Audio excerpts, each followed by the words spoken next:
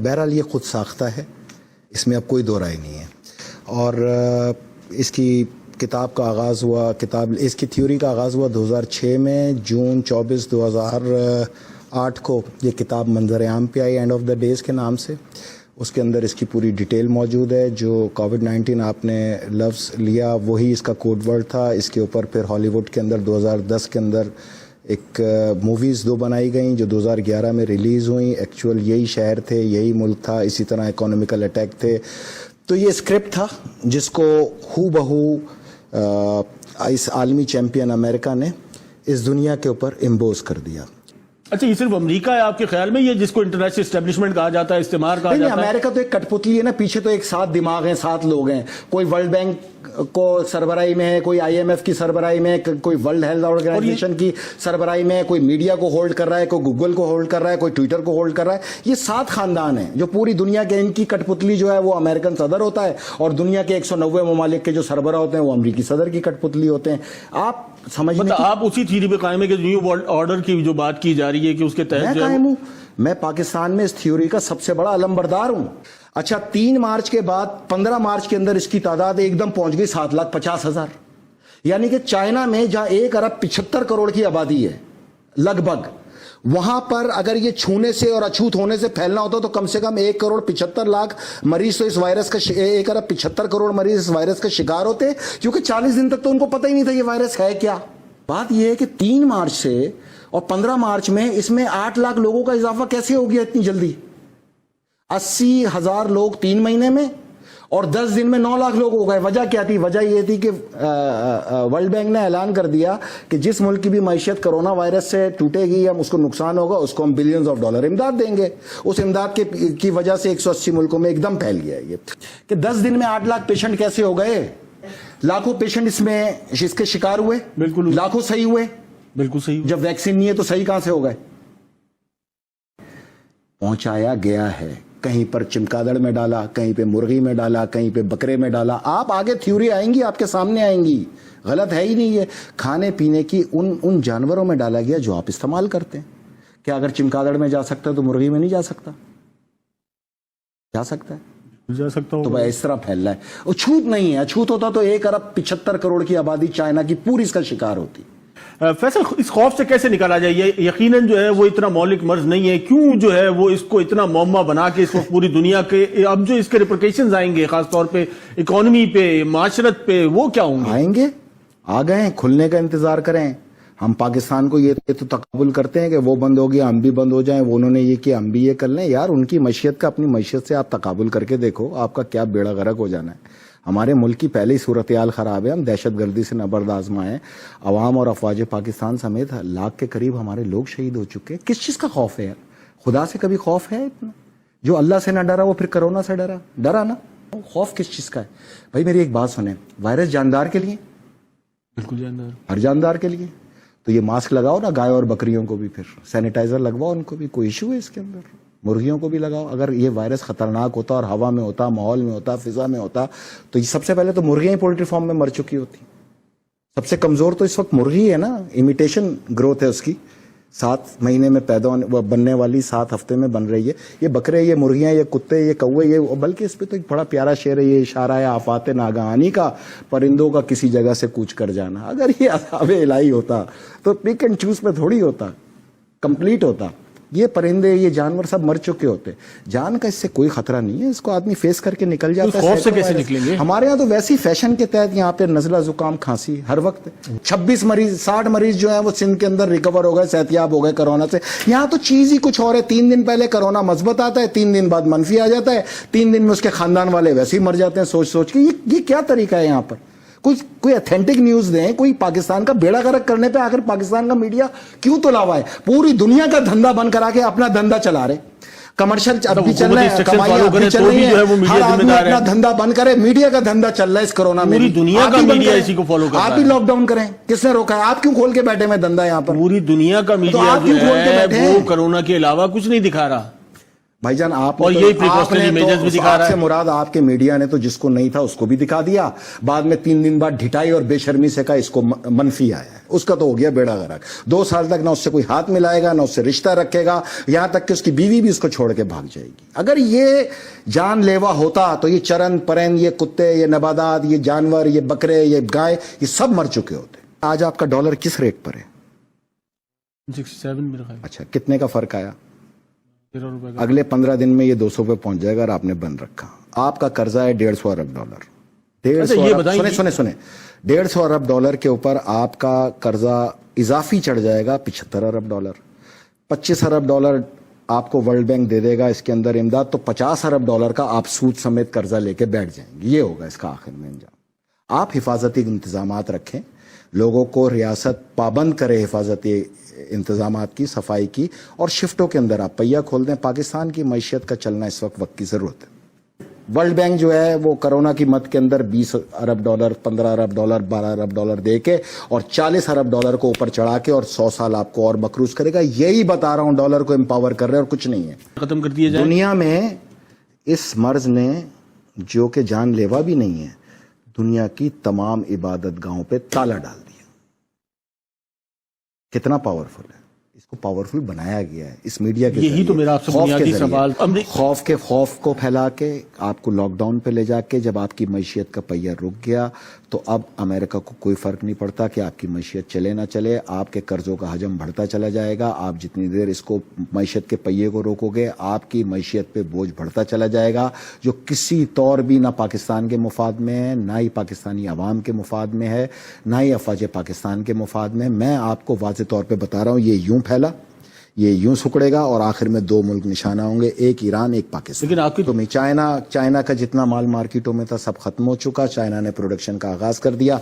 15 दिन बाद जब आप खोलेंगे तो चाइना का मटेरियल आपकी दहलीज पे होगा।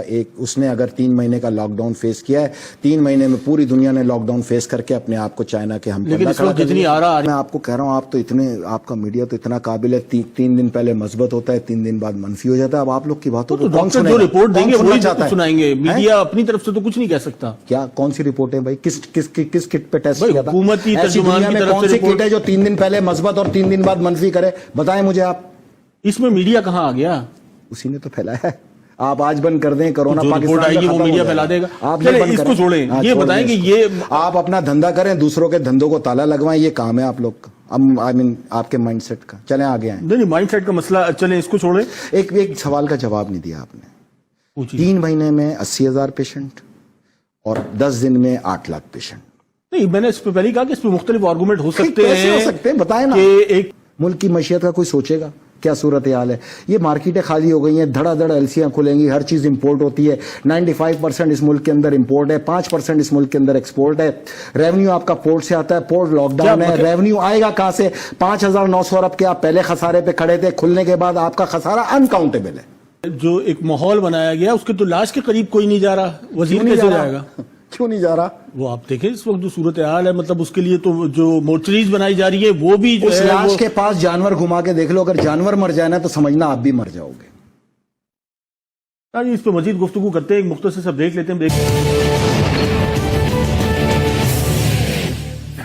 वेलकम बैक नाज़रीन। हम जिक्र कर रहे थे इस वक्त कोरोना वायरस की वबा का, और जिस तरीके से फैसल राबती साहब हमारे साथ मौजूद हैं और उन्होंने बताया कि अमेरिका जो है वो इसका बेनिफिशरी भी है और वही इसका जिम्मेदार भी है, और 15 दिन में जो है वो इनके मुताबिक जो है ये तमाम तर जो सिलसिला है ये वाइंड अप होने जा रहा है। हालात परेशान कुन नहीं, खतरनाक कुन है। ये जो डेली वेजेस तबका है आपके पास, ये 3 से 4 करोड़ के दरमियान है। उसका मसला राशन तो नहीं है, उसका मसला उसका रूम रेंट है, उसका हाउस रेंट है, उसने घर में पैसे भेजने हैं, उसको एक कार्ड चाहिए जो घर वालों से राब्ता कायम करे। हर तरफ सोचना चाहिए। यहाँ सिर्फ राशन को बुनियाद बना दिया जाता है। खिलाने का वादा अल्लाह है, वो तो पहुंचेगा किसी न किसी तरह, लेकिन जो उसके दूसरे मसाइल हैं, जो दीगर मरीज हैं, जो दूसरे अमराज हैं, जो दीगर अवाम है या जो मर रहा है, वो तन्हाई के अंदर उसको दफनाया जा रहा है। एक अजीब सी सूरत हाल है। मतलब इंसान देखें, पूरी दुनिया इस वक्त दुआओं पर लग गई। बिल्कुल लग गई। तमाम सरबराह मुमलिकत, तमाम गैर मुस्लिम हुक्मरान, अल्लाह, उसके रसूल और मौला अली की इस वक्त जो निशानियाँ आखिरत की, उस पर गामजन हैं, पढ़ रहे हैं, चल रहे हैं। और जो हम नाउज़ बिल्लाह, हम जो ठेकेदार हैं अल्लाह के मज़हब के, मज़हब हक़ के, हम ताले डाल के बैठे हैं। تو کیا ہونا ہے آپ کا فیت ہونا چاہیے. 2 نمبر کرونا ڈال کے گھروں میں گھس گئے سارے سیاستدان, نہ کوئی آ رہا ہے کسی کو دیکھنے کے لیے, نہ انہوں نے کوئی ذمہ داری ادا کرنی ہے. پھر بھی آپ لوگوں نے 2-2 ہزار روپے لے کے اس کو ووٹ دینے. یہ آپ کا حکمرانوں کا مسئلہ ہے, میرا نہیں ہے. جہاں میری ریاست کا نقصان ہوگا میں وہاں آؤں گا, وہاں میں اپنا موقف دوں گا اور اس پہ ثابت قدمی کے ساتھ کھڑا ہو جاؤں گا. مجھے پتا ہے کہ میری ریاست کو صرف اس وائرس سے خطرہ نہیں ہے, ایک جنگ برابر میں تیار کھڑی ہے, ایک اندرونی طور پہ لڑی جا رہی ہے, 3 سرحدیں ہماری غیر محفوظ ہیں. ہمیں آنے والے حالات کو پوری طرح فوکس کرنا ہے. مجھے اگر چائنا کی پروڈکٹس کے اندر $50,000 بھیجنے تو میں 5 لاکھ کا ویسے ہی مقروض ہو گیا ہوں, یہ 12 روپے ڈیویلیو ہونے سے. کیونکہ پہلے میں نے بھیجنے تھے 155 روپے سے, اب بھیجوں گا میں 170 روپے سے. 15 روپے فی ڈالر کا فرق تو مجھ جیسے آدمی پہ پڑ رہا ہے. میں یہ فرق آپ سے وصول کروں گا. کھلتے ہی آپ کو پتا چلے گا کہ 100 روپے کی چیز 200 روپے کی ہو چکی ہے, اور ہونی ہے, اس میں کوئی دو رائے نہیں ہے آپ کے پاس. تیسرا, پاکستان کی معیشت جو کل ریونیو ہے 70% کراچی دیتا ہے, اور کراچی کی بھی یہ پورٹ دیتی ہے. پورٹ ہے لاک, اور پورٹ کے اوپر امپورٹ اور ایکسپورٹ دونوں تقریباً نہ ہونے کے برابر ہیں. اگر یہ جو ریونیو آپ کا کلیکشن یا پورٹ سے ہوتا ہے وہ اگر آپ کا 15-20 دن میں نہیں ہو پایا, اگلے 10 دن بھی اور اس میں نکل گئے, تو میرے بھائی آپ کہاں کھڑے ہو گئے؟ کبھی اس کو کیلکولیٹ کریں. اس وقت آپ کے تمام صحافیوں کو چاہیے کہ وہ اس کو کیلکولیٹ کریں. دوسرا, اگر پورے اقوام عالم خدا اور اس کے رسول کی ویدانیت کی طرف گامزن ہو گئے تو آپ اپنے تعمیری پروگرام کر کے یہ ان لوگ کو بتائیں کہ یہ تو تمہاری کتابوں میں 2008 میں آیا. میرے مولا علی نے تو 1400 سال پہلے کہا تھا کہ یاجوج ماجوج کے گلے میں کیڑا پیدا ہوگا اور وہ چکرا کے وہیں گر کے مریں گے. یہ چیزیں تو ہونی ہیں بھائی. 4.5 کروڑ آبادی ہے کراچی کی, میں مردم شماری پہ لڑ کے مر گیا. آج تک ڈیٹا کلیکشن کرنے کی بات کر رہے ہیں بھائی. آپ اگر ووٹرز کی تعداد نکال لیں تو 2.5 کروڑ ہے, تو آبادی 4.5 کروڑ بنی. 4.5 کروڑ آبادی میں اس وقت میں نے مردم شماری میں اس قوم کو آواز اٹھاؤ, کیونکہ 1.5 کروڑ لوگوں کا تمہیں مال دیا جا رہا ہے جو 4.5 کروڑ لوگوں میں تقسیم کیا جا رہا ہے. کراچی میں تو آپ اس کو کسی صورت میرا کنٹرول کر سوال نہیں ہے سکتے. کہ جو جس ملک میں یا جس شہر کی آبادی پہ آج تک کنسنسس نہیں ہو سکا, وہاں سے ڈیٹا کلیکٹ کیسے ہوگا؟ ڈیٹا تو ہے آپ لوگ کے پاس, کس نے کہا نہیں ہے؟ میں کہہ رہا ہوں 2 کروڑ تو آج تک ڈیٹا کلیکٹ کر رہی ہے, ٹائیگر فورس بنا رہی ہے آپ کے پاس. آپ ہر حلقے کا ووٹر نکال لیں تو 2 کروڑ 75 لاکھ, اور یہ 1.5 کروڑ کل آبادی بتاتے ہیں. پتہ نہیں آسمان سے آئے تھے, پہاڑوں سے آئے تھے, زمین سے آئے تھے, اس وقت ساتھ دیتے نا آپ لوگ میرا. میں یہ مردم شماری رکوا کے دکھاتا آپ کو. میں اکیلا اس مردم شماری پہ, اس جعلی میڈیسن پہ لڑ یار 200 فیکٹریوں کی ہزاروں کی تعداد میں یہاں میڈیسن جعلی نکلی. چیف جسٹس, سابق چیف جسٹس نے اس کا ایگزامن کرایا. میں یہی تو لڑ رہا تھا کہ اگر یہ جعلی ہے تو زہر ہے, کیونکہ اگر وہ گولی جس کو مرض کے لیے میں نے استعمال کی ہے اس کو روک ہی نہیں پائے گی تو میری ڈیتھ متوقع ہو جائے گی. پاکستان میں 80% ڈیتھ کا وجہ تو یہ جعلی میڈیسن ہے. آپ لاک ڈاؤن سے زیادہ ادھر توجہ ان تمام فیکٹریوں سے معیار صحیح کرائیں میڈیسن کا. آپ دبئی کی پیناڈول کھا کے اور پاکستان کی پیناڈول کھا کے فرق چیک کر لیں, آپ کو پتہ چل جائے گا. وائرس کو کہتے ہیں اردو میں وبا. پوری دنیا میں جو وبا ہو اس کو کہتے ہیں عالمگیر وبا. اب اگر چائنا میں بنا اور اٹلی میں پہنچ گیا تو کہیں کرونا وائرس کی کسی شک میں لکھا تھا پاکستان ایگزمپٹڈ؟ آنا ہے نا, پوری دنیا میں پھیلانا ہے نا, پھر ان ملکوں میں لانا ہے جہاں کے لیے بنایا گیا, کھینچ کے واپس جو دنیا کو سینیٹائزر پہ لگا دیا. ہر وقت آپ کا ہاتھ شراب میں ڈوبا ہوا ہے. آپ صابن سے بھی دھو سکتے ہیں بھائی, آپ عام پانی سے بھی دھو سکتے ہیں. یہ کس طرح کی باتیں کی جا رہی ہیں؟ پاکستان ہی تو سب کے گلے میں پھنسا ہوا ہے میرے بھائی اس وقت.